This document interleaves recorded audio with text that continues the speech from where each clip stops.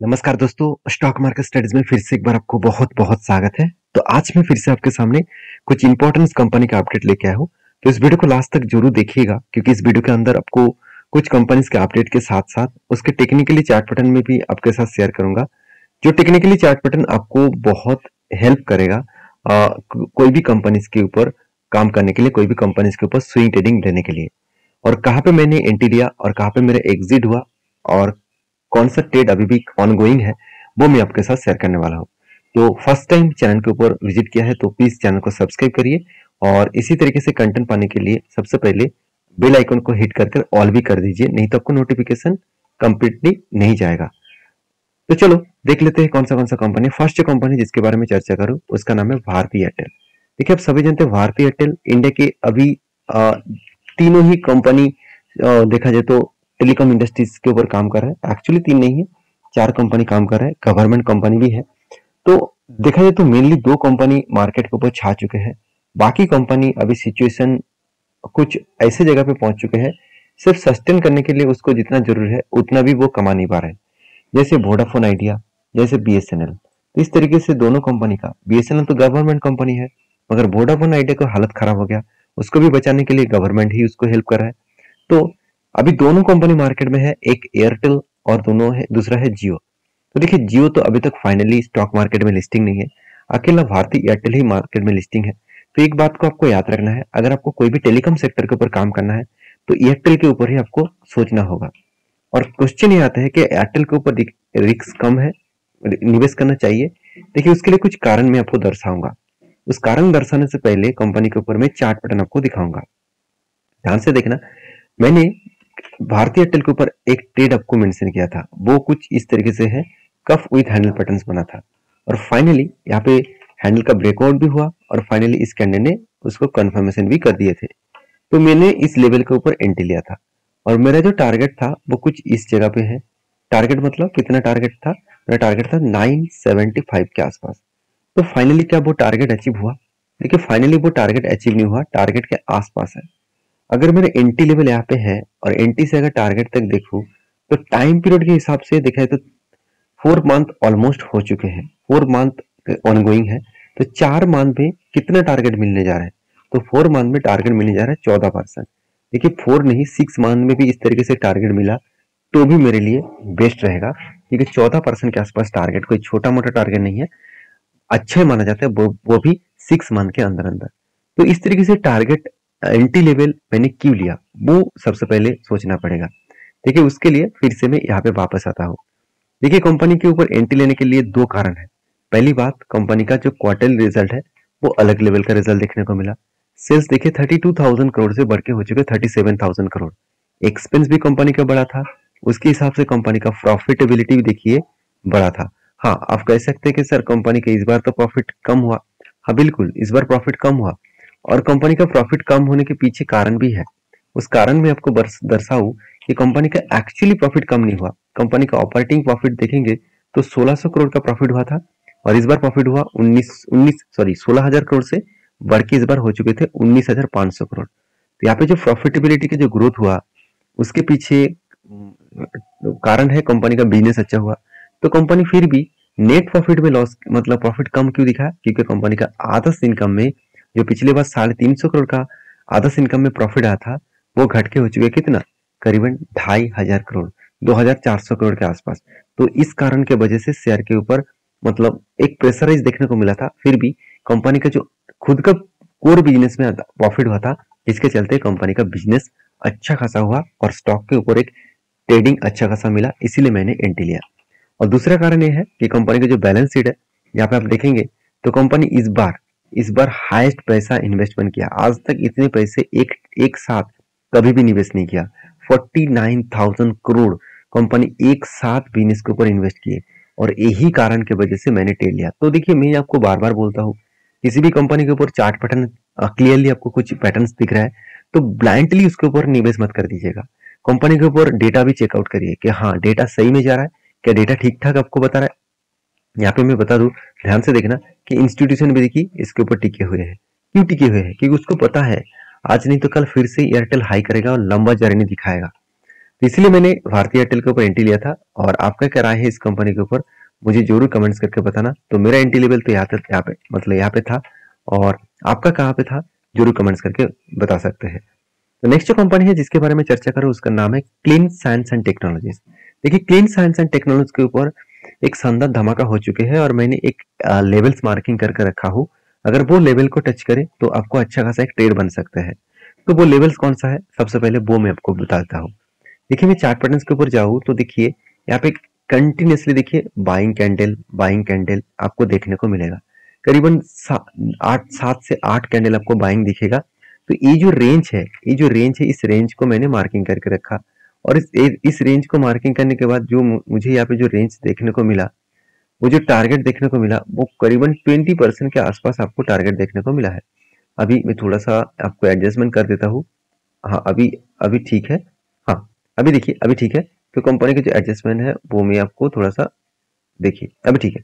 तो परफेक्ट एकदम 20% के आसपास यहाँ पे एक एंटी लेवल्स बना। अभी कहेंगे सर इस तरीके से एंटी लेवल्स बनता है तो एंटी कहाँ पे होना चाहिए। देखिए जब कोई इस तरीके से एंटी बने तो हमेशा आपको इंतजार करना पड़ेगा कि शेयर को गिरने के बाद इस लेवल को टच करना पड़ेगा। लोअर लेवल को जब टच करेंगे तब यहाँ पे एंटी बन सकता है, और इस हायर लेवल तक इसका टारगेट बनेगा। तो मैं इंतजार कर रहा था कि यहाँ पे करेक्शन हो रहा था, मुझे लग रहा था कि यहाँ पे टच करेगा, टच नहीं किया, ऊपर गया। तो higher level anti level chances है, क्योंकि कंपनी के ऊपर जो यहाँ पे रेंज क्रिएट हुआ वो रेंज ऑलमोस्ट देखा है तो 20% के आसपास देखने को मिला। सॉरी 200 डेज ईएमए के नीचे एंटी बना। तो जब कोई ट्रेड इस तरीके से 200 डेज ईएमए के नीचे बनता है तो यहाँ पे हाई पॉसिबिलिटी है उस टारगेट को वो इजीली यहाँ से अचीव कर सकते हैं। फिलहाल के लिए तो कोई एंट्री लेवल्स नहीं है, फिलहाल के लिए मैं शांति से बैठा हुआ हूँ, क्योंकि जिस तरीके से यहाँ पे पैटर्न क्रिएट हुआ, दो सिनेरियो यहाँ पे बनने का इंतजार कर रहा हूँ। एक यहाँ पे कंपनी यहाँ पे टच करे तभी मैं कुछ एंट्री लूंगा, नहीं तो इस लेवल को ब्रेकआउट करे तभी मैं एंट्री लूंगा इसका हायर के ऊपर। तो जब कोई एंट्री लेवल्स बनेगा तो मैं जरूर शेयर करूंगा। अभी फिलहाल के लिए कंपनी का सिचुएशन क्या है वो देख लीजिए। देखिए कंपनी एक देखा जाए तो केमिकल मैन्युफैक्चरिंग कंपनी है, और केमिकल इंडस्ट्रीज का जो डिमांड है वो थोड़ा सा घट चुके हैं। फिर भी इस कंपनी ने हाल नहीं छोड़ा। कंपनी का मैनेजमेंट बहुत स्ट्रांग है, जीरो डेप कर्जा है, हाथ में इनकम भी है, हाथ में कैश भी है, आरओसी आरओई बेस्ड है, पी रेशियो दिखाए तो ठीक ठाक है। कंपनी का जो क्वार्टरली जो रिजल्ट है वो अलग लेवल का देखने को मिला। कंपनी का क्वार्टरली रिजल्ट देखिए, सेल्स डाउन हो चुके हैं, एक्सपेंस बढ़ चुके हैं, और उसके चलते कंपनी का प्रॉफिटेबिलिटी थोड़ा सा इम्पैक्ट देखने को मिला। अभी यहाँ पे क्वेश्चन मार्क आएगा, सर कंपनी का सेल्स डाउन क्यों हुआ। क्योंकि जितने सारे मेरे पुराना सब्सक्राइबर है उसको पता है कि चाइना ने ऑल ओवर ग्लोबली मार्केट में, बेसिकली देखा तो यूरोप्स मार्केट में वो सस्ते दामों में खुद का प्रोडक्ट को बेच रहा है। और इस सस्ते दामों के प्रोडक्ट बेचने के चक्कर में इंडिया जितने सारे यूरोप कंट्रीज में प्रोडक्ट बेच रहा था उसका डिमांड कम हो गया, और डिमांड कम होने के चलते ही कंपनी के शेयर में करेक्शन देखने को मिला और प्रॉफिटेबिलिटी में करेक्शन देखने को मिला। तो फिर भी इस कंपनी हाल नहीं छोड़ा, इसका मैनेजमेंट ने कुछ अलग डिसीजन लिया। इस सिचुएशन में भी कंटिन्यूसली कंपनी के ऊपर निवेश करते जा रहे हैं, और कंपनी का रिजर्व भी बढ़ाते चले जा रहे हैं, और कंपनी का फिक्स्ड एसेट भी लगातार बढ़ते जा रहा है। तो ये कुछ सिचुएशन है, इस सिचुएशन को आपको देखना चाहिए। और मुझे लगता है प्रोमोटर से लेकर एफएसडीएस पब्लिक हर किसी के पास इन्वेस्टमेंट है, तो धीरे धीरे करके देखिए इन्वेस्टमेंट बढ़ भी रहा है। तो एक बात आप याद रखना, एफएस ने क्वांटिटी को ऐड कर दिया है, लास्ट कुछ क्वार्टर्स में क्वांटिटी को ऐड करता गया, और डीएस ने भी देखिए क्वांटिटी को कंटिन्यू कर रहा है, और पब्लिक ने भी कंटिन्यू यहाँ पे ऐड कर रहा है। तो बेचा कौन, बेचा प्रोमोटर।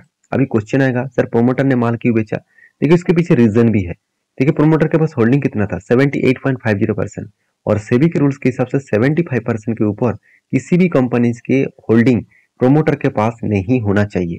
तो इसलिए स्टेक को बेचना पड़ा, और वो स्टेक यहाँ पे एफआईएस और डीएस और पब्लिक सारे मतलब व्यक्ति मिलकर ही यहाँ पे बाइंग किए हैं। तो मैं जरूर कहूंगा इस कंपनी के ऊपर फोकस रखिए। आपके क्या राय है इस कंपनी के ऊपर जरूर कमेंट्स करिए। नेक्स्ट जो कंपनी है जिसके ऊपर मुझे बहुत बार कमेंट्स आए उसका नाम है आईजीएल। देखिए आपका भी किसी कंपनी के ऊपर जानकारी चाहिए तो मुझे कमेंट्स जरूर करिए। आपका कमेंट्स का मैं इंतजार करता हूँ। जब भी कोई कमेंट्स करते हैं तो 1-2 दिन के अंदर ही मैं उसके ऊपर वीडियो बनाकर आपके साथ शेयर करता हूँ। तो प्लीज कमेंट करिए, और वीडियो अच्छा लग रहा है तो प्लीज एक लाइक जरूर कर दीजिए, क्योंकि आपका लाइक मुझे बहुत मोटिवेट करते हैं, और आपके लाइक के बेसिस में ही मैं और भी और ज्यादा वीडियोस आपके साथ शेयर करता रहता हूँ। तो देखिए इंद्रप्रस्थ गैस लिमिटेड के बारे में बात करूँ तो आईजीएल इंडिया की एक पॉपुलर कंपनी है, क्योंकि इस कंपनी गैस डिस्ट्रीब्यूशन में एक बड़ा रोल निभा रहा है। क्योंकि इस कंपनी का कंपटीटर के बारे में बात करें, अब देखेंगे तो इंद्रप्रस्थ गैस जो है वो फोर्थ रैंकिंग में है। अभी देखिए बोलने में तो प्राइवेट कंपनी है, मगर इसका ओनर जो है वो गवर्नमेंट है। क्योंकि इसका जो प्रोमोटर है, कौन कितना परसेंट होल्डिंग है, 45%। इसका मतलब 22.5% और 22.5% अलग अलग डिवाइड किया गया। तो 22.5% किसके पास है, 22.5% जो है वो देखा जाए तो गेल के पास है, और 22.5% बीपीसीएल के पास है। दोनों ही गवर्नमेंट कंपनी है, तो इसका मतलब आईजीएल को टोटली ऑपरेट कर रहा है कौन, गवर्नमेंट। तो ये बात जितना इंपॉर्टेंस है उससे भी कई गुना इंपॉर्टेंस है। इस कंपनी के ऊपर क्या सच में निवेश करना चाहिए। देखिए एज ए ट्रेडिंग पर्पस में मैं इस कंपनी का चार्ट पैटर्न आपको दिखाऊंगा। तो मैंने एक ट्रेड लिया था, और ट्रेड कहाँ पे लिया था मैं आपको बता दूं। दो तरीके से ट्रेड बना था। पहली ट्रेड बना, यहाँ पे देख सकते हैं, मैं आपको एक बार मार्किंग भी कर देता हूँ। देखिए यहाँ पे एक बाइंग ट्रेड बना था, कंटिन्यूसली एक बाइंग कैंडल बना, जो मैंने क्लीन साइंस के ऊपर भी दिखाया था। कंटिन्यूसली बाइंग कैंडल बना और 24%, इसका मतलब 20% के ऊपर बना। तो यहाँ पे एक रूल्स क्रिएट हुआ। तो मैं इंतजार कर रहा था कि यहाँ पे करेक्शन होकर वो नीचे आएगा और इसको टच करेगा, तभी मैं एंट्री लूंगा और यहाँ तक टारगेट रहेगा। मगर नीचे ही नहीं आया, तो इस लेवल को मैंने एंट्री नहीं लिया। एंट्री कहाँ पे लिया, देखिए यहाँ पे एक पैटर्न बना, शोल्डर कम हेड कम शोल्डर, और एक नहीं, दो बार नहीं, 3 बार शोल्डर बनाया। तो इसको कहा जाता है reversal head and shoulder pattern. तो reversal head and shoulder pattern जब क्रिएट हुआ, तो फाइनली यहाँ पे ब्रेकआउट हुआ, और ब्रेकआउट कंफर्मेशन भी हो चुके थे, और इसीलिए मैंने फाइनली यहाँ पे एंट्री लिया था। और फाइनली देखिए एंट्री होने के बाद इजीली वो टारगेट भी अचीव किया, और टारगेट कितना हुआ, 17% के आसपास। तो यहाँ पे क्वेश्चन आते हैं कि सर आप एंट्री यहाँ पे क्यों लिए थे, वो तो समझाइए। देखिए एंट्री लेने के पीछे रीजन भी था। पहली बात, कंपनी के ऊपर लास्ट कुछ मतलब मंथ्स का डेटा दिखा दूं, तो यहाँ पे एक चीज आप ध्यान से देखना, सब कुछ आपको जानकारी मिलेगा या इस चैनल के माध्यम से। देखिए लास्ट कुछ मंथ दिखा दूं, तो एक भी मंथ में आपको सेल अप देखने को नहीं मिलेगा। सेल तो हो रहा है, उससे कई गुना ज्यादा बाइंग हो रहा है। देखिए ध्यान से देखना इस चीज को। तो जो कंपनी के ऊपर कंटिन्यूसली इंस्टीट्यूशन बाई करते जा रहा है, तो कुछ ना कुछ उस कंपनी के ऊपर बड़ा होने वाला है। सिर्फ यही बात नहीं, दूसरी बात भी देखिए, कंपनी की जो परफॉर्मेंस है, उस परफॉर्मेंस में कंपनी का क्वार्टरली रिजल्ट देखिए, सेल्स देखिए, पिछली बार की तुलना से सेल्स बढ़ा, एक्सपेंस भी कंट्रोल में रखा, कंपनी प्रॉफिटेबिलिटी भी ग्रोथ दिखाया, और उसके साथ साथ कंपनी का जो बैलेंस शीट है, यहाँ पे ध्यान से देखना, रिजर्व अलग लेवल का बढ़ा। और जिस कारण के वजह से मैंने कंपनी के ऊपर एंट्री लिया था, वो कारण है CWIP, capital working in process. मतलब कुछ कंपनी का जो कैपिटल है वो इन्वेस्टमेंट किया गया है कैपिटल के ऊपर, मतलब सॉरी, इन्वेस्टमेंट किया गया है कुछ कंपनी के बिजनेस प्रोसेसिंग के ऊपर, जो ऑनगोइंग है, अभी भी ऑनगोइंग है। मतलब 1400 करोड़ का जो पैसा है, वो पैसा यहाँ पे बिजनेस के ऊपर लगा के रखे हैं, जो पैसा नेक्स्ट ईयर में आपको फिक्स्ड एसेट में ऐड होता दिखेगा। और यही वजह है जिसके चलते है शेयर के ऊपर एक मैसिव जंप देखने को मिला। अभी एक चीज और भी आपको बता दूं कि कंपनी के जो ट्रेड रिसीव हुआ, इस बार कंपनी का हाईएस्ट ट्रेड भी रिसीव हुआ था। ये सारे कारण की वजह से मैंने ट्रेड लिया था। क्योंकि देखिए मैं डायरेक्टली कोई भी कंपनी के ऊपर ब्लाइंडली में निवेश नहीं करता हूँ। मैं कुछ सोच समझ कर स्टडी करके ही काम करता हूँ, क्योंकि मुझे पोटेंशियल मिले उस कंपनी के ऊपर कि हाँ, अगर पैटर्न बन रहा है तो उसका दम होना चाहिए कि वो पैटर्न को अचीव करे। हाँ, थोड़ा सा टाइम लग सकता है, 6 मंथ 1 ईयर लग सकते हैं। तो कंपनी का अगर सिचुएशन सब कुछ ठीक है, तो मैं इंतजार उसके ऊपर जरूर करता हूँ। तो आपके क्या राय है इस कंपनी के ऊपर, जरूर मुझे कमेंट्स करके बताना। तो नेक्स्ट कंपनी जिसके बारे में बात करूं, उसका नाम है मध्य भारत एग्रो प्रोडक्ट लिमिटेड। अभी मध्य भारत एग्रो प्रोडक्ट लिमिटेड जो एक फर्टिलाइजर कंपनी है, तो फर्टिलाइजर इंडस्ट्री से बिलोंग करते हैं, और इस कंपनी बहुत छोटा है, अराउंड इसका मार्केट कैप 2600 करोड़ के आसपास है। तो कंपनी ने एक बहुत बड़ा अनाउंसमेंट कर दिया। वो क्या है, बोनस का। हर एक के बदले कंपनी एक शेयर देने वाले है, और वो शेयर कब मिलेगा, आज के दिन आपको शेयर मिल चुके हैं। तो इतने दिनों में मैं आपके साथ वीडियो शेयर कर रहा था, और आपको बोनस भी मिल चुके हैं। तो आई होप वीडियो में आपको सारे जानकारी मिल चुके हैं। वीडियो में कुछ अच्छा जानकारी मिले तो लाइक करना, दोस्तों के साथ शेयर भी करना। और हाँ, आप टेलीग्राम को भी ज्वाइन कर सकते हैं, नीचे लिंक है, जहाँ पे आपको बहुत सारे अपडेट्स मिलता रहेंगे। और इस वीडियो टोटली एजुकेशन पर्पस में है, कोई भी मेरे तरफ से बाय एंड सेल का रिकमेंडेशन नहीं है। मिलेंगे नेक्स्ट वीडियो में, तब तक के लिए अच्छे से रहिए, अपने ख्याल रखिए, धन्यवाद।